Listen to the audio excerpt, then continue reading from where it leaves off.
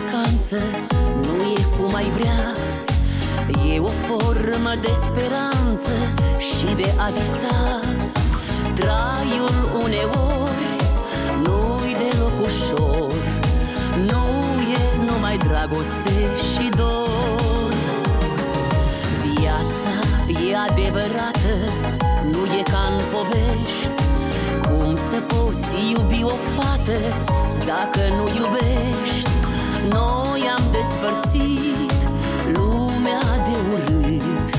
Spune-mi, vreau să știu măcar atât. Cine te-a iubit? Cine te-a iubit? Cine te-a iubit ca mine? De la început până la sfârșit, când a fost și greu și bine. Cine te-a iubit? Cine te-a iubit? Cine te-a iubit ca mine? Cine în lume te-a iubit? Cine te-a iubit? Cine te-a iubit?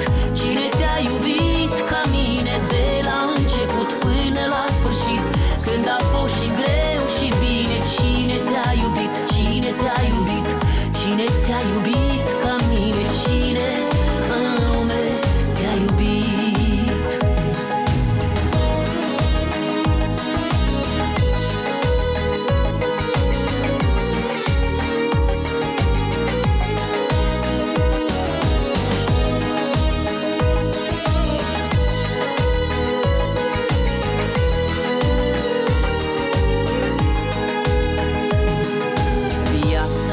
Nu e o plimbare, nu e fără nori.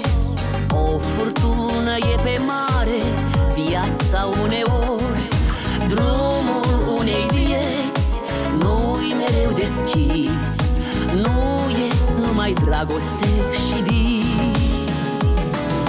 Viața e adevărată, bună e și rea, și te superi câteodată, inutil pe ea.